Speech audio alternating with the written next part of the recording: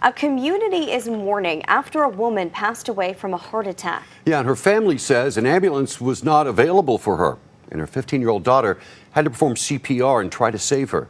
Well, tonight at Mingo County Commission meeting, people voiced their concerns. And Paige Taylor joins us live in the studio. Paige, you just got back from this very long meeting, and you have an update for us. What happened?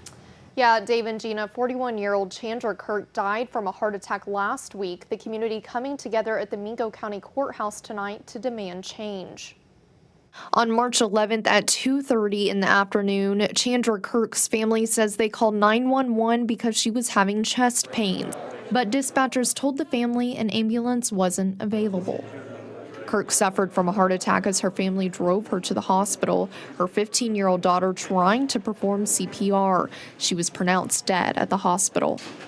Oh, she's amazing. She never met a stranger, always had a smile on her face.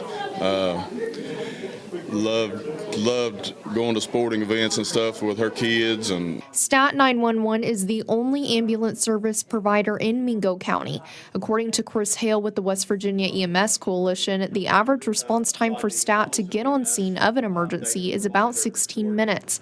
But the county 911 director says it's closer to 25 to 40 minutes.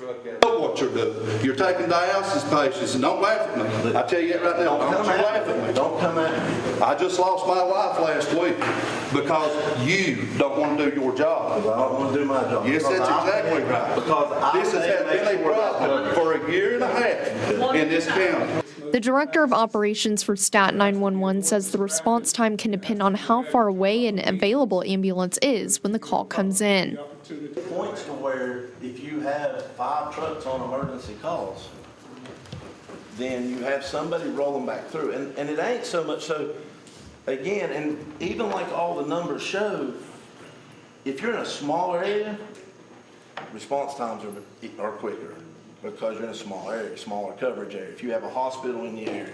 Emotions running high as people ask county commissioners for change. But listen, one thing you're going to realize is you ain't going to sit and talk to me like that. For one, I don't get paid to be here. I'm a volunteer. I don't get paid either. The county commission made 2 motions at the meeting, one to create an ordinance for a Mingo County emergency service fee and to create a board for the oversight of that proposition. The commission is not committed to raising fees extravagantly on its people. We're just not. But in some aspect, if we're going to have better service, we got to be willing to pay for that. You know, it kind of hits home more maybe because you know them. You know, so not that we wouldn't act and help in any situation, but you know, I'm thankful for Jeff, whose wife died, coming here, and the sense of urgency that he had, and that he was the driver behind really getting everybody here for this meeting. The county taking steps to prevent something like this from happening again. But this is a start, and it's a sad start that we had to get it done this way. But something has got to be done. County Commission President Nathan Brown says he hopes to have the ordinance for the emergency ambulance service fee drafted in the next couple of weeks. Live in the studio, Paige Taylor, Eyewitness News.